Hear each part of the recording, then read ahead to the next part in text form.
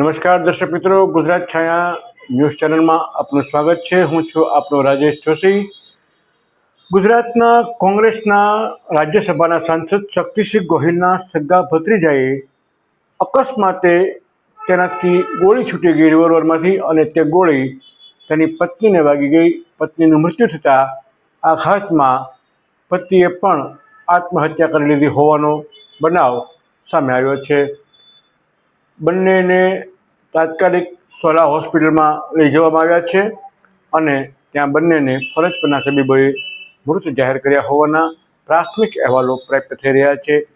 સૂત્રોના જણાવ્યા મુજબ બનાવની જાણ થતાં જ શક્તિસિંહ ગોહિલ, ભૂપેન્દ્રસિંહ ચુડાસમા, ભાવનગરના ભરતસિંહ ગોહિલ સહિતના આગેવાનો અમદાવાદ ગયા હોવાના પ્રાથમિક અહેવાલો છે।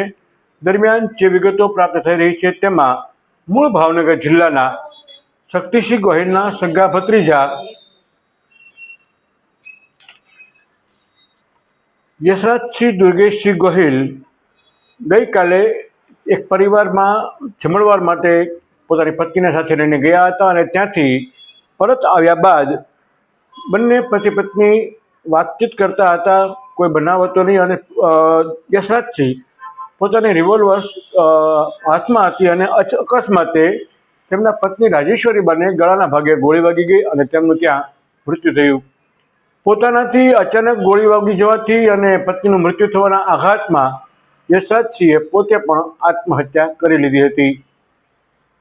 જાણકારોના જણાવ્યા મુજબ યશરાજસિંહને હજુ થોડા સમય પહેલાં જ પ્રમોશન મળેલું છે।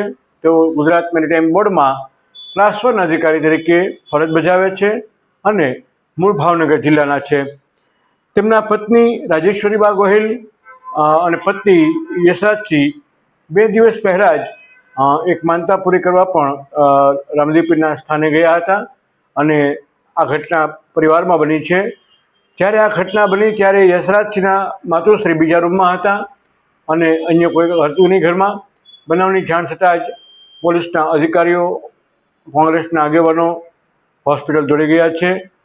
ભાવનગરના ક્ષત્રિય સમાજમાં આ ઘટનાથી ઘેરા શોકની લાગણી જોવા મળી રહી છે।